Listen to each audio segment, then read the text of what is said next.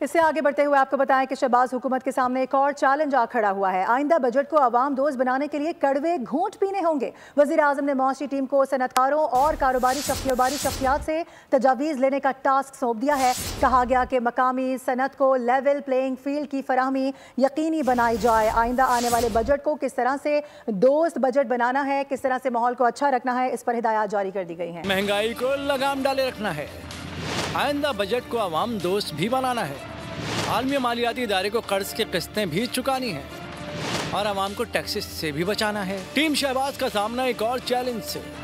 शहबाज काबीना सर जोड़कर बैठ गई। वज़ीर आज़म शहबाज शरीफ ने बरामदात सहूलत स्कीम इजलास की सदारत करते हुए अरकान को अहम टास्क दे दिया। आइंदा बजट की तैयारी में सनतों कारोबारी तंजीमों की तजावीज़ को शामिल करने की हिदायत कर दी। वज़ीर आज़म ने खुसूसी हिदायत की कि मकामी सनत को लेवल प्लेइंग फील्ड की फराहमी यकीनी बनाई जाए। वज़ीर आज़म ने कहा बरामदात में इजाफा हुकूमत की अव्वलीन तरजीहात में शामिल है। सब्सक्राइब करें और बेल दबाएं ताकि कोई खबर रह न जाए।